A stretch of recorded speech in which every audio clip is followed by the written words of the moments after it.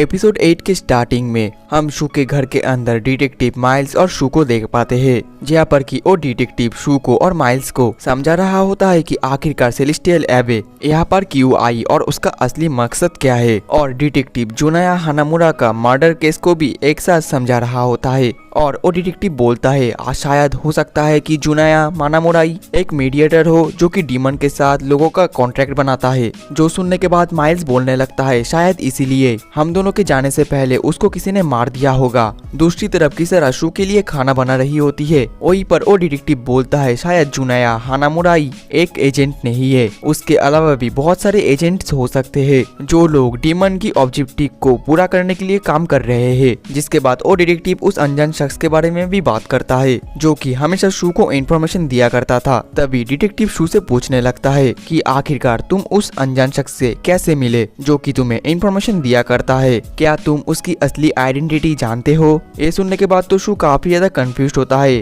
क्योंकि उसके पास पिछले कुछ मेमोरीज नहीं है, इसलिए वो इस सवाल का जवाब नहीं दे पाता। वहीं पर साइड से किसरा खाना बनाते हुए रो रही होती है क्योंकि वो प्याज काट रही थी। फिर वो लोग ऐसे ही करके बहुत सारे सस्पेक्ट का एक लिस्ट बनाते हैं। वहीं पर हम शू के घर के बाहर एक कार को खड़ा हुआ देख पाते हैं जिसके अंदर वही अनजान शख्स सब कुछ उनकी बातें सुन रहा होता है। लेकिन तभी वहाँ पर आयनो की गाड़ी आ जाती है जो देखकर वो अनजान शख्स गाड़ी लेकर वहाँ से भाग जाता है। और उससे देखकर तो आयनो काफी ज्यादा कंफ्यूज होती है। दूसरी तरफ वो डिटेक्टिव सस्पेक्ट के लिस्ट में बहुत सारे नाम लिखे होते हैं जहाँ पर की आयनो की मॉम और प्रेसिडेंट भी होते हैं। तभी वहाँ पर किसरा आकर आयनो के नाम पर एक मार्क कर देती है और गुस्सा कर बोलती है मुझे तो यही सस्पेक्ट लगती है। जो देखने के बाद तो शू बहुत ही ज्यादा घबरा जाता है और किसरा से बोलने लगता है ऐसे गुस्सा मत हो। ठीक तभी वहाँ पर आयनो आ जाती है और वो बोलती है कि शू तुम्हारे घर के बाहर कोई गाड़ी लेकर खड़ा हुआ था। लेकिन तभी शू आयनो के बारे में कुछ उल्टा फुल्टा बोल देता है जो कि आयनो सुन लेती है और वो गुस्सा हो जाती है, जिस वजह से तो शू बहुत ही ज्यादा डर जाता है।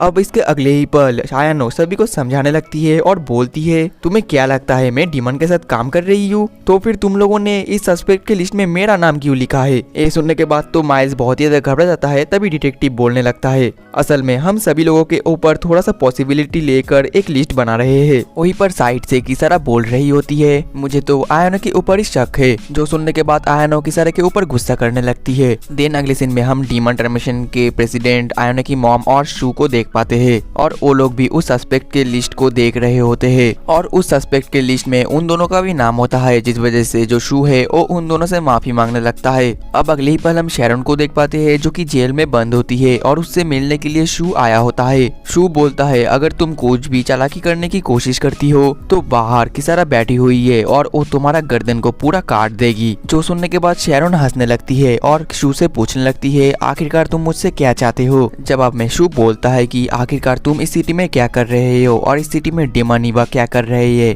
शैरन बोलने लगती है लगता है तुम्हें सच में कुछ भी याद नहीं है, तुम अपने सारे मेमोरीज को किसरा को दे जा रहे हो। शू बोलता है मैं सिर्फ किसरा को वही मेमोरीज दे रहा हूँ जो कि मुझे जरूरत नहीं है और किसरा ने 12 साल पहले मेरे साथ क्या हुआ था वो सारे मेमोरीज मेरे दिमाग से नहीं लिया है। तभी शैरन बोलती है मुझे लगता है तुम एस्मोडोस के बारे में पूछना चाहते हो, तो मैं तुम्हारी जानकारी के लिए बता देता हूँ कि मैंने तुमको ये पहले ही बता दिया है, वो भी 2 साल पहले। ये सुनने के बाद शू को कुछ भी याद नहीं आता कि आखिरकार शैरन ने ये बात उसको कब बताई थी। ये देखकर शैरन बोलती है लगता है ये मेमोरीज भी किसरा ने तुमसे ले लिया है और ये वही मेमोरी से जब तुम मेरे साथ वो कर रहे थे। और ये सब सुनने के बाद तो शू बहुत ज्यादा परेशानी में आ जाता है और वो बोलता है आखिरकार ये एस्मोडियस क्या चीज है। वही शैरन बोलने लगती है तुम्हारे दुश्मन है तुम्हारे फैमिली और तुम जिस लड़की के साथ अभी रह रहे हो तुम और किसी भी चीज को लेकर इंटरेस्टेड नहीं हो और अगर ऐसे ही चलता रहा तो तुम एक पीसफुल लाइफ भी नहीं जी पाओगे उस डीमन के साथ। ये सुनकर शू बहुत ज्यादा गुस्सा हो जाता है और वो बोलता है कि मैंने तुमसे इस सब चीजों के बारे में कुछ भी नहीं पूछा था। तभी शैरन हंसती है और बोलती है लेकिन अभी तुम एस्मोडियस पपेट के पीछा कर रहे हो है ना। शू बोलता है क्या पपेट मतलब कि वो एजेंट। शैरन बोलती है कि हाँ वही आदमी जो कि इस सिटी में डेमन हैजर्ड को कंट्रोल करता है और इन सब चीजों को इंसानों से छुपा रहा है। इसके बाद शू बोलता है मैं उस आदमी को खोजना चाहता हूँ, क्या तुम्हारे पास कोई आइडिया है। जवाब में शैरन शू को कुछ बोलती है और एक हिंट भी देती है और अंत में शू को वो और कुछ बताती है जो कि हमें नहीं सुनाई देता। अब अगले सीन में हम माइल्स और उस डिटेक्टिव को देख पाते हैं जो कि एक कमरे में बैठे हुए होते हैं। वहीं पर वो डिटेक्टिव बहुत ज्यादा परेशानी में होता है और वो सोच में पड़ जाता है कि आखिरकार वो सस्पेक्ट कौन हो सकता है। तभी माइल्स वहाँ से उसको बाय बोलकर चला जाता है। जिसके बाद वो डिटेक्टिव और भी ज्यादा रिसर्च करने लगता है और तभी उसको कुछ याद आता है। फिर वो जब अपने कंप्यूटर में कुछ देखता है तो वो बहुत ही ज्यादा शॉक्ड हो जाता है। जिसके बाद वो अपने कमरे से भागकर कहीं पर जाने लगता है। वहीं पर साइड से हम उस एजेंट को भी देख पाते हैं जो कि वहाँ पर छुपा हुआ था। दूसरी तरफ वो डिटेक्टिव कार में चढ़ता है और शू को कॉल लगाता है, लेकिन उसका कॉल शू तक नहीं पहुँचता, जिसकी वजह से वो गाड़ी लेकर शू के पास जाने लगता है। तभी उसका कॉल भी लग जाता है। वहीं पर शू सुन पा रहा होता है कि वो डिटेक्टिव बोलता है कि मैं तुमसे कुछ देर मिलना चाहता हूँ, लेकिन तभी शू एक शूट करने का आवाज सुनता है, जो सुनने के बाद तो वो काफी ज्यादा शॉक्ड हो जाता है। जिसके अगले ही पल शू और किसारा जब उस डिटेक्टिव के पास पहुंचते हैं तो वो लोग देखते हैं कि उस डिटेक्टिव का कार के अंदर ही किसी ने मर्डर कर दिया था। जो देखने के बाद शू इतना ज्यादा उदास हो जाता है कि उसके पास और कोई होप ही नहीं बचता। तभी साइड से वो एजेंट वहाँ से भागने लग जाता है। जो देखने के बाद शू और किसारा भी उसके पीछे भागने लग जाते हैं। वो एजेंट जैसे तैसे करके शू से तो बच जाता है, लेकिन तभी उसके सामने किसारा आ जाती है। लेकिन वो किसारा से भी बचकर वहाँ से भाग जाता है। फिर उसे शू भी पकड़ लेता है, लेकिन वो एजेंट फिर से शू से बचकर वहाँ से भाग जाता है। ठीक तभी अचानक से उसके सामने किसारा आ जाती है और वो उसके ऊपर अटैक कर देती है, लेकिन जैसे जैसे करके वो एजेंट उस अटैक को डॉज कर देता है। तभी उसके पीछे से शू भी आ जाता है और अंत में वो दोनों मिलकर उस एजेंट को पकड़ ही लेते हैं। तभी वो एजेंट उन दोनों को रुकने के लिए बोलता है और बोलता है कि मुझे तो देखो, और ये बोलने के बाद ही वो अपने कपड़े हटा देता है और हम देख पाते हैं वो एजेंट कोई और नहीं बल्कि प्रेसिडेंट का पोता होता है।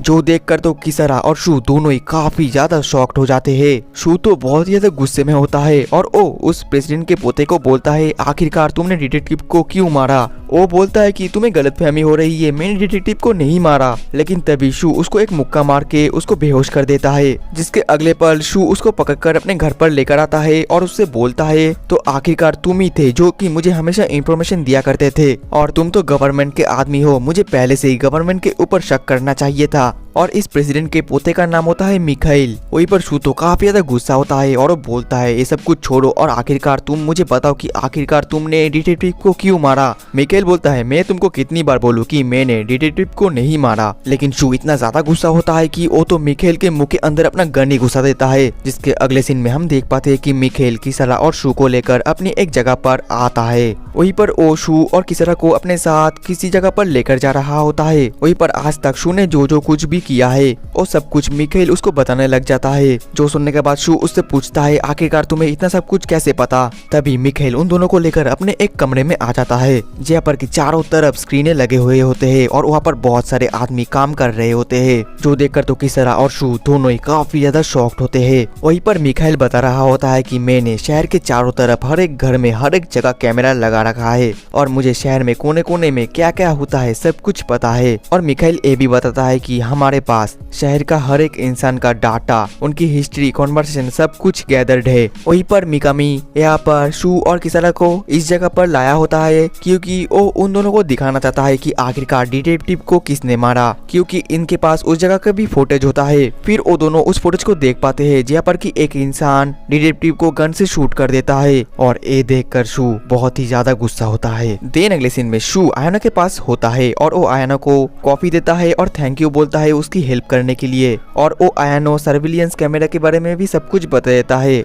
जो सुनकर आयनो कुछ खास रिएक्शन न देकर शू से पूछती है कि आखिरकार तुम अब कैसे हो, क्योंकि डिटेक्टिव की मौत की वजह से लगता है तुम्हें काफी बड़ा सदमा लगा है। जिसमें शू बोलता है, मुझे तो कुछ नहीं हुआ है, लेकिन अभी मेरी सबसे बड़ी प्रायोरिटी है उस मर्डरर को ढूंढना जिसने की डिटेक्टिव को मारा है। तभी जो आयनो है वो कंप्यूटर में एक फुटेज चला देती है और उस फुटेज को देखकर शू बहुत ही ज्यादा शॉक्ड हो जाता है और बोलता है कि ऐसा नहीं हो सकता। अब अगले पल ही हम उस डिटेक्टिव के फ्यूनरल को देख पाते हैं जहाँ पर कि बहुत सारे लोग आए होते हैं। फिर फ्यूनरल खत्म होने के बाद शू वहाँ से जाने लगता है, लेकिन तभी उसके सामने माइल्स कार लेकर आ जाता है और बोलता है कि तुम मेरे साथ क्यों नहीं चलते। फिर शू माइल्स के साथ कार में घर की तरफ जाने लगता है। वहीं पर माइल्स शू को डिटेक्टिव की बहुत ही अच्छाई और उसके साथ बिताया गया समय को बताने लगता है और माइल्स शू को ये भी बताता है कि आखिरकार डिटेक्टिव कितना ज्यादा अच्छा इंसान है। और ये सब कुछ तो शू बहुत ही शांत होकर सुन रहा होता है। लेकिन तभी वो माइल्स को बोलता है, अगर डिटेक्टिव इतना ही ज्यादा अच्छे इंसान थे तो तुमने उसको क्यों मारा माइल्स? जो सुनकर तो माइल्स बहुत ही ज्यादा शॉक्ड होता है और तभी उसके हाथ में एक हम टैटू को देख पाते हैं जो कि चमकने लगता है। और इसी के साथ ही हमारा एपिसोड 8 भी खत्म हो जाता है। तो दोस्तों मिलते हैं नेक्स्ट एपिसोड में, तब तक के लिए टाटा बाय बाय सायोनारा।